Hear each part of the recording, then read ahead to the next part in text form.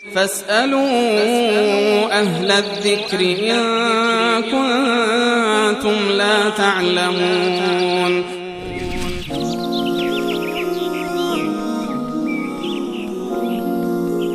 برادرمون سید هایا از شاهیندژ پرسیدن که وقتی که از رکوع برمیخیزیم امام جماعت دست به سینه نایستد، ما می توانیم دست به سینه بایستیم؟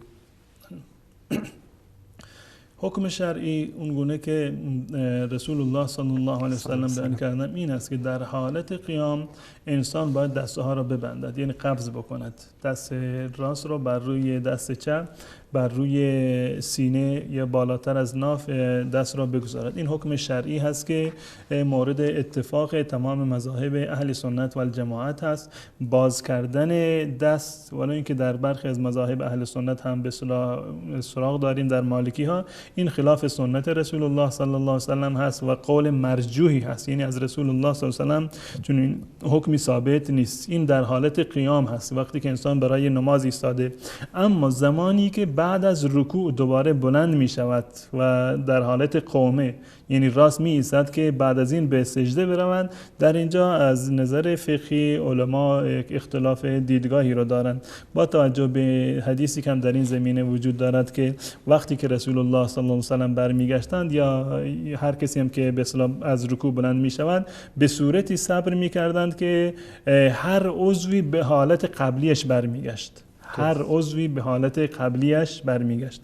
خب در این تفسیر این حدیث و این جمله اختلاف نظر وجود داره.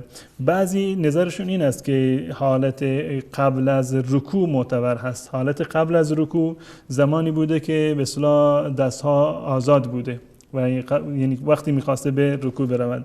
برخی میگویند که نه، زمانی هست که در حالت قبل این حکم رکوع حساب نیست، قبل از رکوع وقتی که ما حساب بکنیم زمانی بوده که دستها بسته بودند، پس بنابراین دستها را باید ببندند. و از نظر دقیق تر، قول دقیق تر، حتی در مذهب احناف هم گرچه این مفتابه نیست و بر این عمل نمی کنند، در کتاب معروف هدایه این تقریبا یک قاعده فقهی در اونجا گذاشته که هر قیامی که در اون قیام ذکر مشروعی هست، هر قیامی که در اون قیام ذکر مشروعی باشه دستها رو باید ببندند.